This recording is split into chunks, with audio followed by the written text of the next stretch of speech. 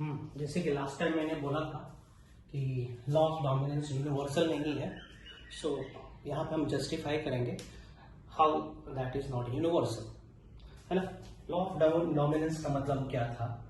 Law of dominance का मतलब ये था कि always the dominant allele express it's character whether it is present alone और प्रेजेंट इन पेयर, है ना। अकेले हो चाहे पेयर में हो, डोमिनेंट वाला एलील ही अपना कैरेक्टर एक्सप्रेस कर पाता है, ठीक ना।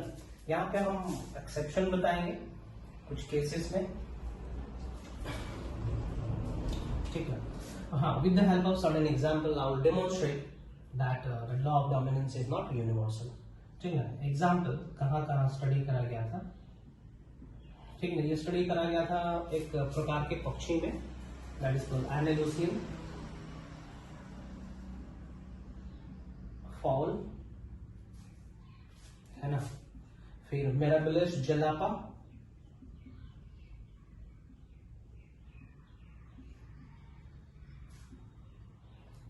देन इन स्नैपड्रैगन और डॉग फ्लावर, इसको एंटेरिनम मेचुस भी कहा जाता है।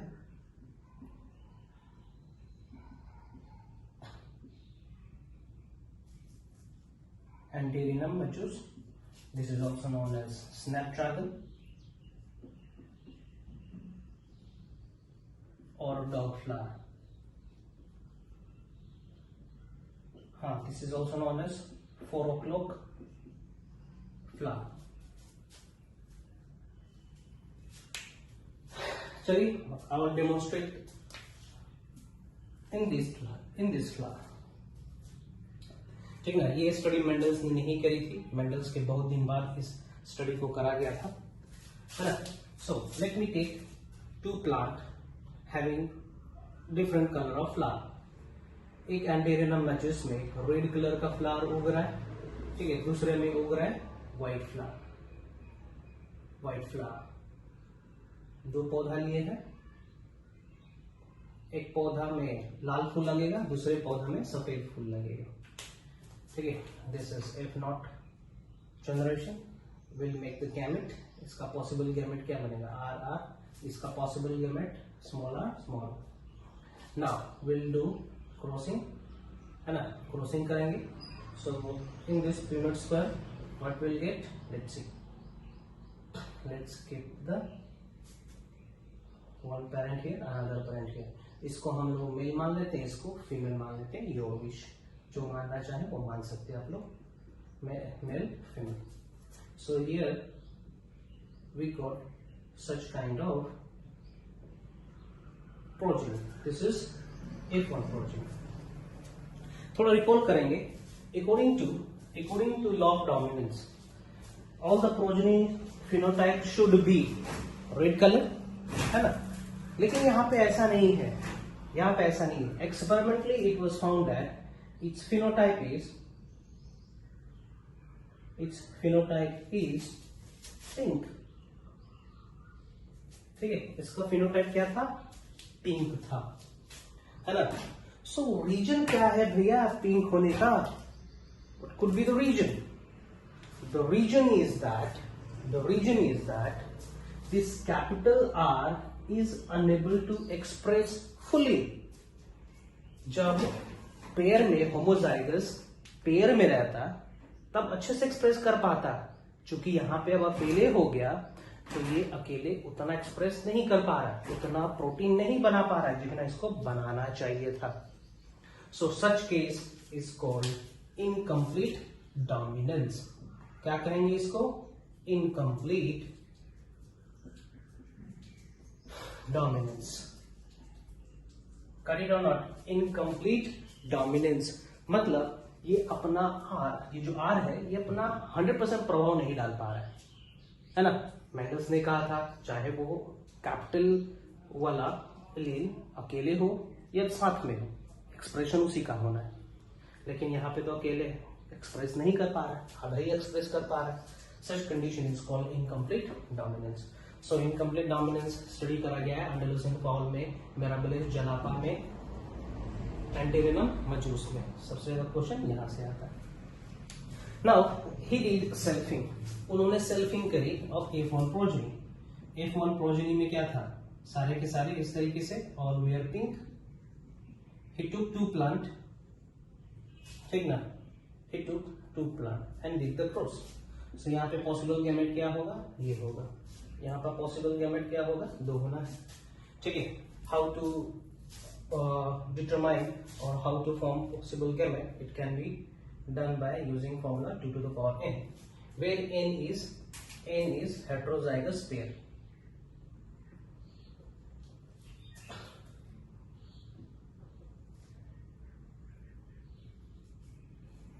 हेट्रोजाइगस पेयर, तो यहाँ पे कितना पेयर हेट्रोजाइगस था, एक ही है ना, means n is equal to 1, so 2 to the power 1 is equal to what, 2। 2 gamete बनेंगे, एक ये, ठीक है। आफ्टर टेस्टिंग, सॉरी, ये हो जाएगा आपका पेरेंट जनरेशन, ये गैमेट हो गए। Let's do the crossing here. Cross करते हैं यहाँ पे पीरियड स्क्वायर की मदद से, R R R R. What type of combination we are getting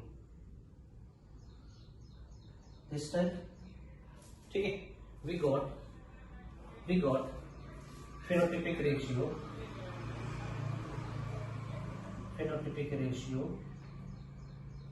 ठीक है। देखते हैं क्या है, ये क्या हो जाएगा, रेड इज 2, ये क्या हो जाएंगे, ये क्या हो जाएंगे, पिंक हो जाएंगे, और ये क्या हो जाएगा, व्हाइट हो जाएगा।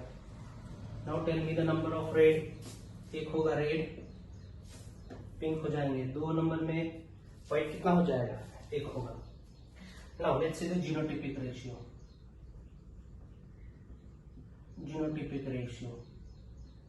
ठीक है, genotypic ratio means RR अकेले है, कैपिटल स्मॉल r 2 बार है, एंड स्मॉल r is 1, ठीक है।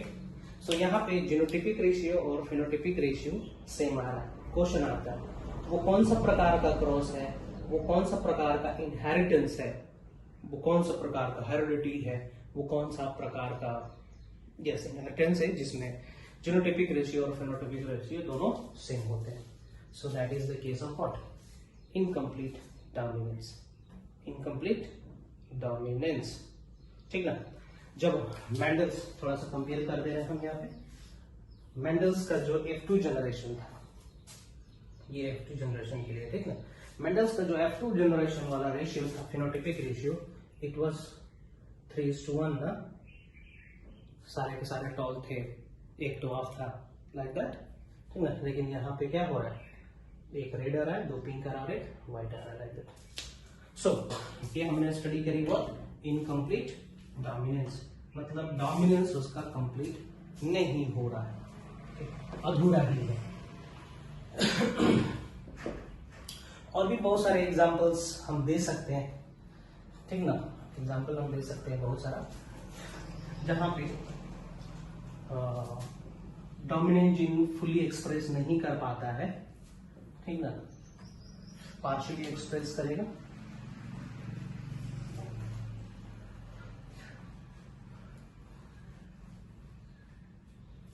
और मेरे incomplete dominance.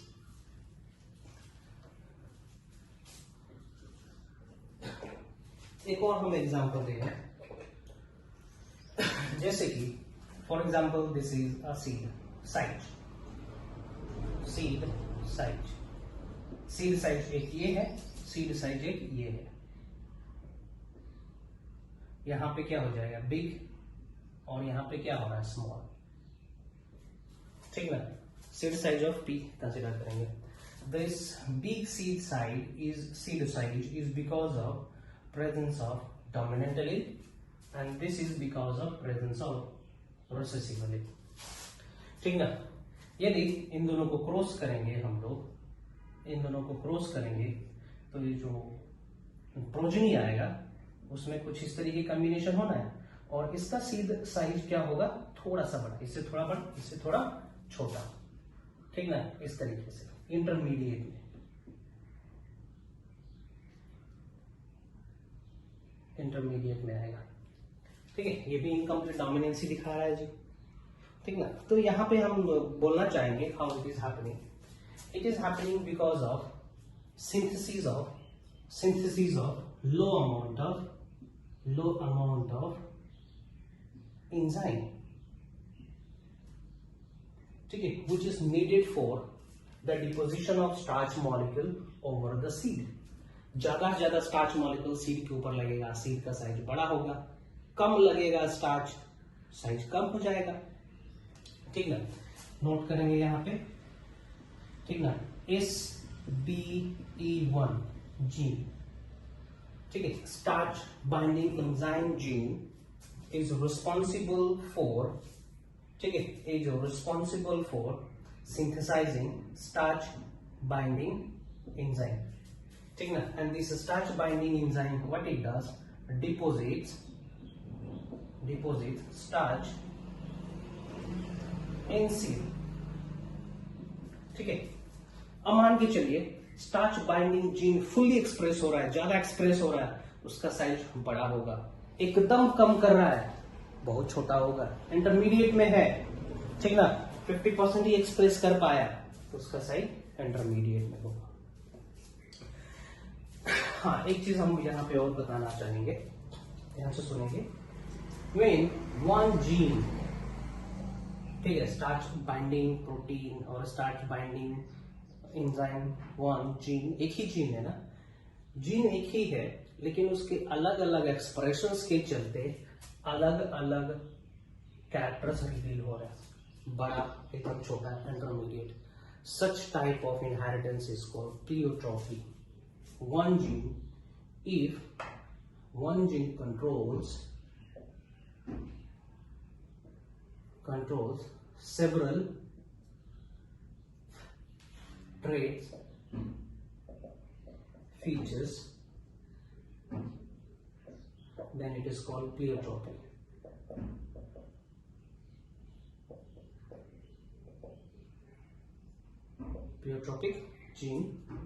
Pleiotropic gene or pleiotropic gene interaction, pleiotropic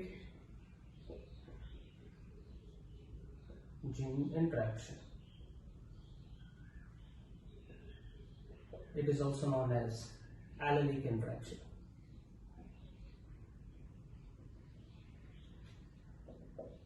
जैसे कि यहाँ पे देखिए, ये एक जीन हुआ, ठीक ना, इसका अलग अलग प्रकार से एक्सप्रेशन के चलते अलग अलग ट्रेट्स दिख रहे हैं, ठीक ना।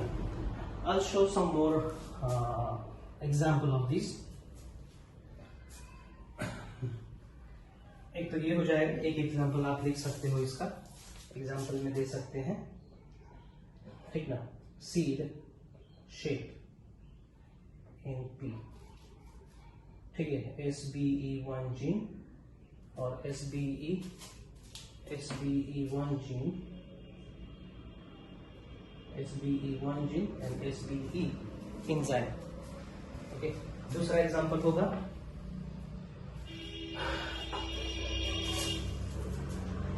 Disturbance in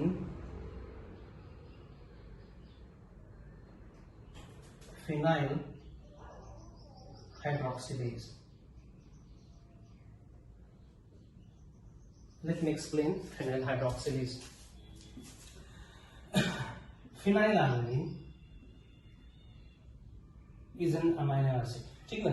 Phenylalanine is an amino acid where phenylalanine hydroxylase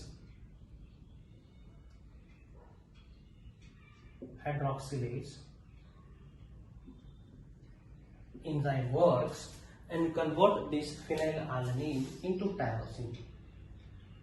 This tyrosine is necessary for mental growth or growth which is required in our brain.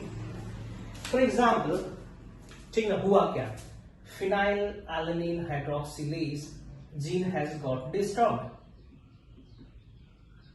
ये क्या हो गया, डिस्टर्ब हो गया ना, ये डिस्टर्ब हो गया तो क्या होगा, phenylalanine instead of converting into tyrosine, now this phenylalanine will convert into ना, ये ब्रेन में एक्यूमुलेट होता जाएगा phenylalanine और कन्वर्ट हो जाएगा फिनाइल पायरुवेट में, ओके, फिनाइल पायरुवेट में कन्वर्ट हो गया। अब ये फिनाइल पायरुवेट हमारे ब्रेन में एक्यूमुलेट होता जाता है, जिसके चलते which results in mental retardation.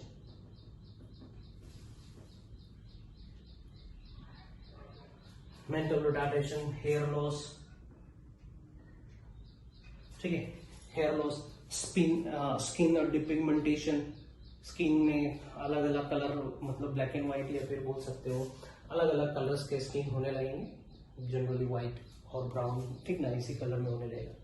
हम ये बताना चाह रहे हैं कि एक जीन में डिस्टर्बेंस के चलते अलग अलग प्रकार के ट्रेट्स, कैरेक्टर्स रिवील होने लगे, दिखने लगा। This is called pleiotropy. Another example, हम दूसरा एग्जाम्पल दे रहे हैं।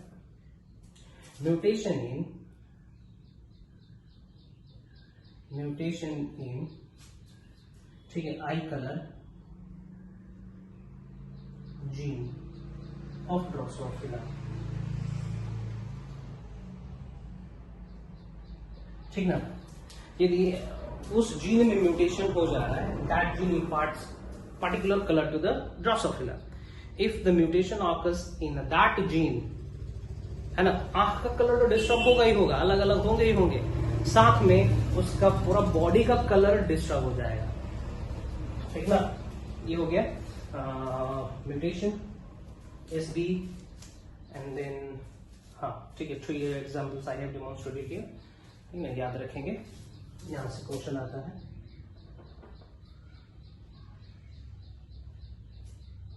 That's 3 is enough. Now,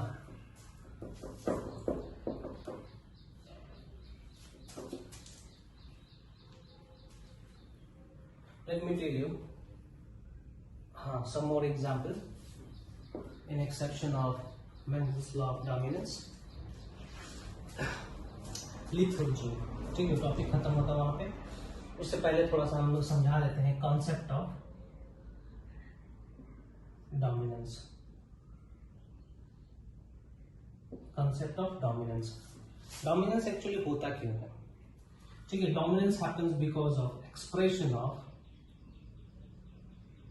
expression of allele in its full power. Full power कहने का मतलब इस कंडीशन में है तो एक्सप्रेस करेगा, ठीक ना। पार्शियल एक्सप्रेशन कहने का मतलब इस कंडीशन में, ठीक ना, नो एक्सप्रेशन और वेरी लो एक्सप्रेशन इस कंडीशन में, ठीक है। यही है कॉन्सेप्ट ऑफ डोमिनेंस कि यदि एलील फुली फंक्शनल है तो फंक्शनल प्रोटीन बनाएगा, फंक्शनल एंजाइम बनाएगा, जिसके चलते कैरेक्टर अच्छे तरीके से रिवील होंगे, ठीक है। पार्शियल एक्सप्रेशन में भी किसी किसी केस में आपका फुली एक्सप्रेस होना है, किसी में इंटरमीडिएट रह जाना है, और यहाँ पे एक्सप्रेस नहीं कर पाएगा, बहुत ही कम कर पाएगा। नाउ आगे बढ़ते हैं। Lethal gene,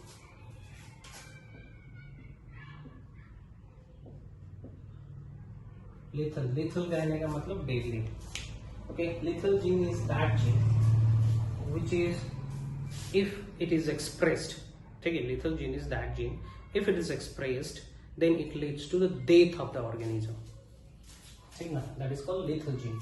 If it is expressed then it leads to the death of the organism. Lethal gene is of 2 types, dominant lethal and recessive lethal, ठीक है। dominant lethal and recessive lethal, है ना।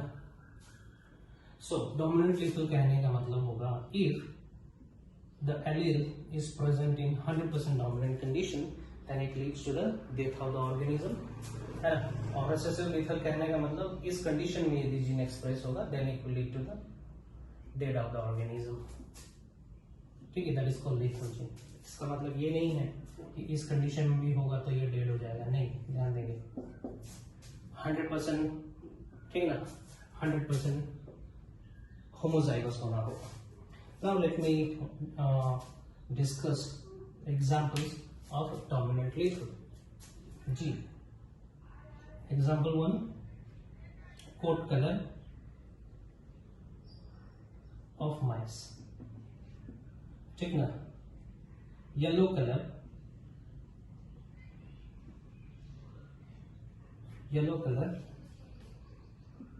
Dead, ठीक ना, इसमें career, ठीक ना, इसमें कैरियर होगा और इसमें सेफ होना है, ठीक ना। वही बात है, यहाँ पे येलो कलर होगा, लेकिन यहाँ पे येलो कलर नहीं होगा, यहाँ पे कलर आपका ब्राउन हो सकता है ना, इसमें आपका कलर नो कलर हो सकता है, कोई कलर नहीं, व्हाइट कलर होगा, ऐसे ही समझेंगे। हमें ये बताना है कि ये एक्सप्रेस हुआ, कैपिटल वाई आया, ऑर्गेनिज्म की डेथ होनी है, ठीक है। चलिए इसको एक्सप्लेन करते हैं। For example we have a heterozygous mice, है ना, ब्राउन कलर है, ये भी ब्राउन कलर, ठीक ना, दोनों पैरेंट कैरियर है, दोनों पैरेंट क्या है, कैरियर है डिजीज के लिए, ठीक। So possible gamete is this and this, this and this. So यहाँ पे पॉसिबल कॉम्बिनेशन क्या होगा, ये होना है,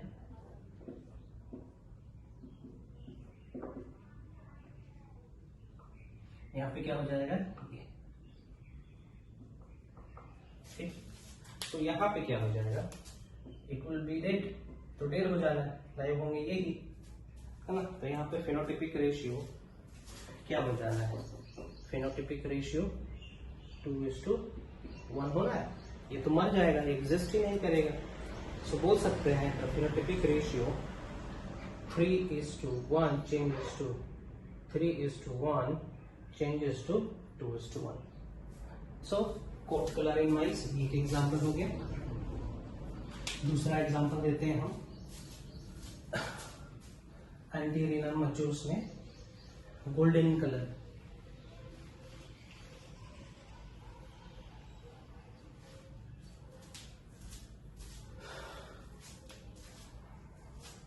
golden color leaf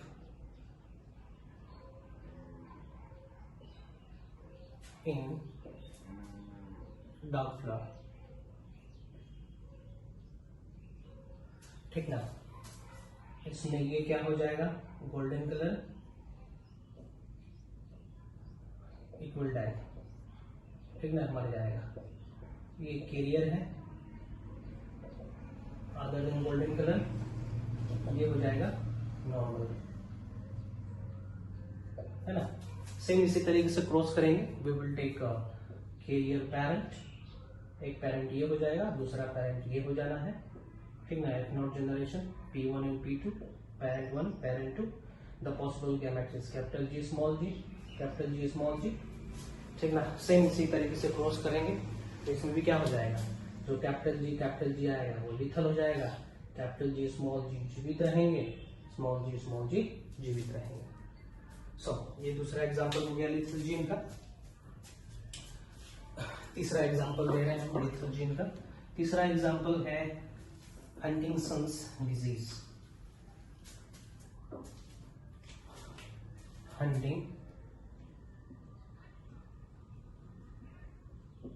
हंटिंगटन्स और Huntington's disease,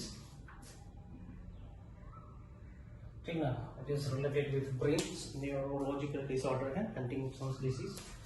again will die, carrier normal, है ना, बना सकते हैं आप लोग। For example 2 parents are there having carrier gene for this, है ना, तो पॉसिबल प्रोजेनिस क्या हो जाएंगे, इस तरीके से होगा, इस तरीके से होगा ना। F1 जनरेशन में ये तो मर जाएगा, अभी जन्म ही नहीं होगा, और इसका जीनोटिपिक रेशियो क्या हो जाएगा 2:1, और फेनोटिपिक रेशियो क्या हो जाएगा 2:1। सेम उसी में होना है, तीनों में ऐसे ही होना है ना। Now I'm gonna tell the example of lethal dominance, lethal recessive lethal. recessive lethal का एग्जांपल हम दे रहे हैं.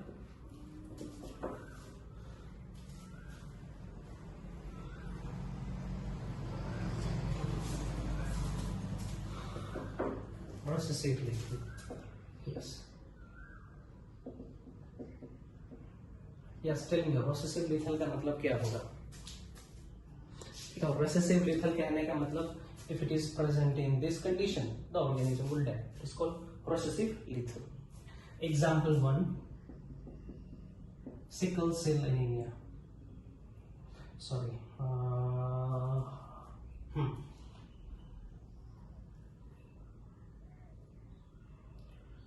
Cystic fibrosis. Let's see first.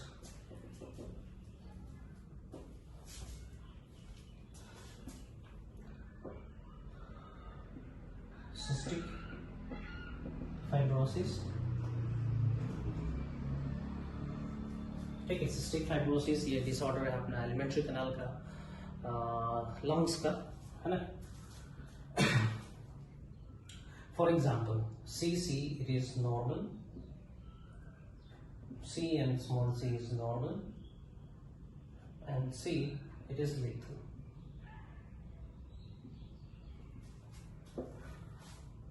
ठीक है. For example, two parents are there which is carrier for cystic fibrosis, है ना. तो ये हो जाएगा आपका F0 generation. The possible gametes is capital C small c. 4 gamete बनेंगे यहाँ पे, 4 गैमेट बना, ठीक ना. If will do crossing, the F1 progeny आएगा. F1 प्रोजेनी किस तरीके से आना है? Capital C capital C capital C small c, come on, capital C small c and again capital C small c. यही है ना, स्मॉल c, है ना. तो यहाँ पे लीथल कौन होना है? ये लीथल हो जाएगा, है ना. यहाँ पे रेशियो का कैसे आएगा? Phenotypic ratio,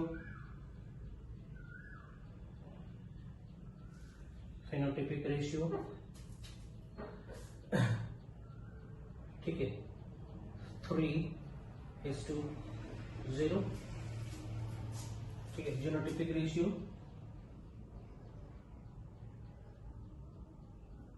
genotype 1:2:0. 0 इसलिए लिख रहे हैं क्योंकि तो एग्जिस्ट ही नहीं करेगा, मर जाएगा. This is the case of cystic fibrosis. दूसरा एग्जांपल देख सकते हैं हम लोग. हाँ, सिकल सेल एनीमिया के केस में, सिकल सेल एनीमिया,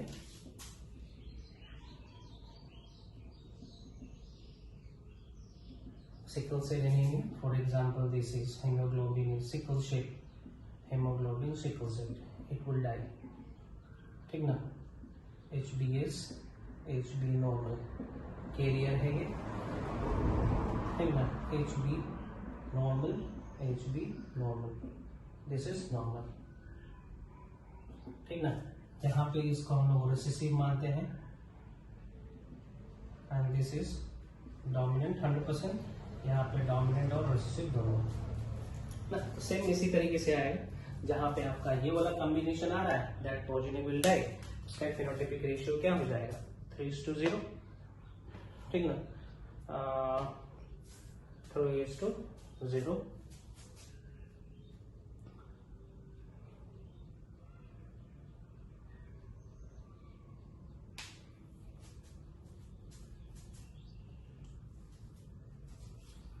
चलिए आगे बढ़ते हैं, इसको करके देख लेते हैं हम लोग.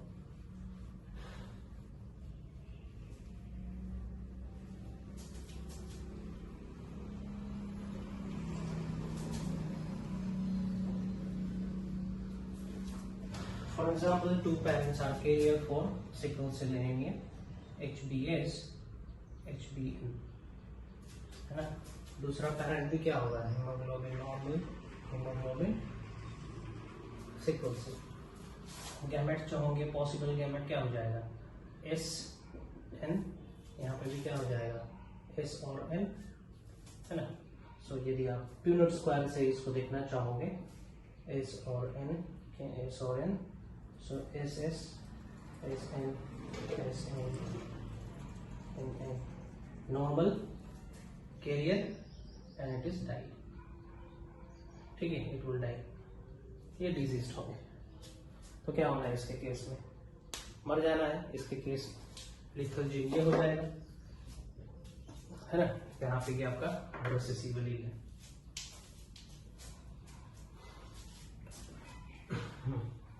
तो याद रखेंगे, रेशियो बहुत कम पूछता है, एग्जांपल पूछता है कि which one is recessive lethal, which one is dominant lethal. Such kind of question is asked normally.